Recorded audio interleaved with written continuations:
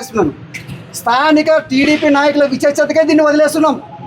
ఇది చేయడం అన్న కారణం ఏమంటే, నిన్నటి రోజు స్థానిక టీడీపీ నాయకులు ఉమాపతి కావచ్చు, వెంకటస్వామి కావచ్చు, మిగతా నాయకులందరూ వెంకటేశ్వర స్వామి గుడికి వెళ్ళి ప్రక్షాళన పేరుతో ఒక కార్యక్రమం నిర్వహించడం జరిగింది.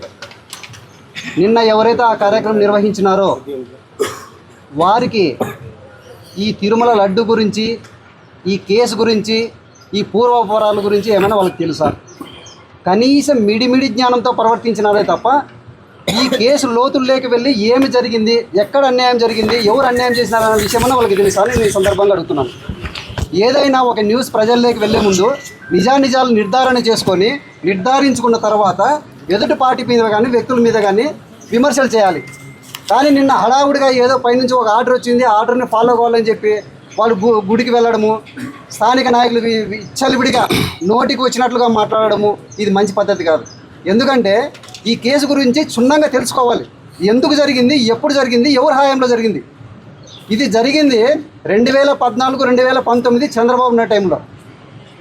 2018లో బోలేబాబా అనే కంపెనీకి కానీ, హర్ష ఫ్రెష్ అనే కంపెనీకి కానీ 3000 లీటర్లు 3000 కేజీలకి పర్మిషన్ ఇచ్చింది ఎవరు? అప్పుడు ఏదైతే టీటీడీ డిపార్ట్మెంట్ ఉందో టెక్నికల్ కమిటీ ఒక రోజుకి 130,000 పాలను సేకరించే సామర్థ్యము హర్ష ఫ్రెష్కు ఉందని చెప్పి రిపోర్ట్ ఇచ్చిన వాళ్ళు ఎవరు? అప్పుడు మా గవర్నమెంట్ ఉందా? మా గవర్నమెంట్ లేదు. మా టీటీడీ ప్రెసిడెంట్ లేడు. మా జగన్మోహన్ రెడ్డి అధికారంలో లేడు. మీరు అధికారంలో ఉన్నారు, మీరు ముఖ్యమంత్రిగా ఉన్నారు, మీరు టీటీడీ చైర్మన్గా ఉన్నారు. మీ హయాంలో 2 పేర్లు మార్చిన కంపెనీకి మీరు ఆర్డర్ ఇచ్చి వాళ్ళ ఆర్డర్ ద్వారా 4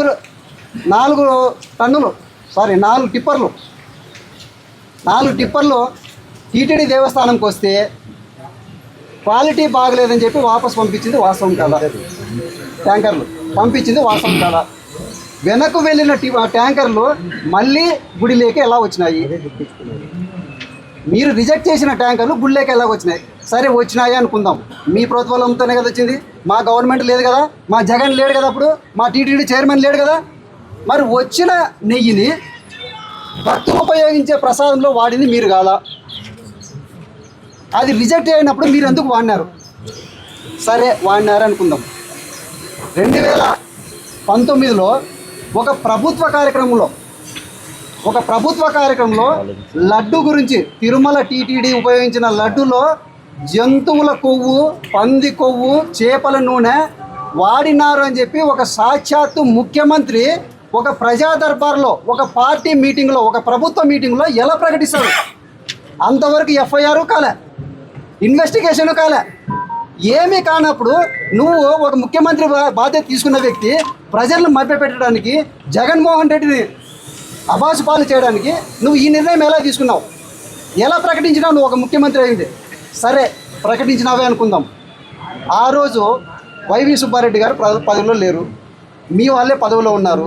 మీరు ఎందుకు ఎంక్వైరీ వేయలేకపోయినారు? సరే, ఎంక్వైరీ వేయలేదు.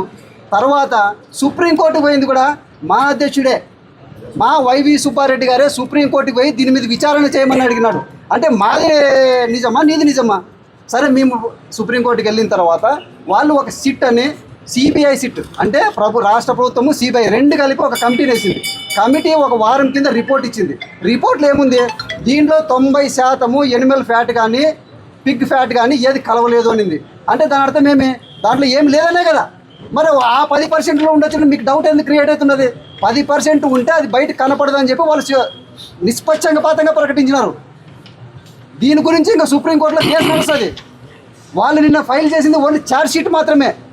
నువ్వు ఛార్జ్ షీట్ చేసిన తర్వాత, వాళ్ళు దొంగలను తేలిన తర్వాత, తెలుగుదేశం ప్రభుత్వం తప్పు చేసిందని నిర్ధారించుకున్న తర్వాత ఎలాగైనా వీళ్ళని ప్రజల్లోకి, వైఎస్ఆర్ కాంగ్రెస్ పార్టీని అబాసుపాలు చేయాలనే ఉద్దేశంతో కోర్టుని విడిచిపెట్టి, గవర్నమెంట్ని విడిచిపెట్టి ప్రజల్లోకి, సామాన్య ప్రజలకు ఏమి తెలియదు కదని చెప్పి గుళ్ళకి వెళ్ళి సమేస్తున్నాను.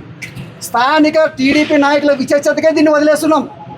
ఇది చేయడం మంచిగా ప్రజల మైండ్లో, వాళ్ళ బుద్ధిలో మార్పు కలిగించాలనే ఉద్దేశం మేము ఈ సందర్భంగా తెలియజేసుకుంటున్నాము.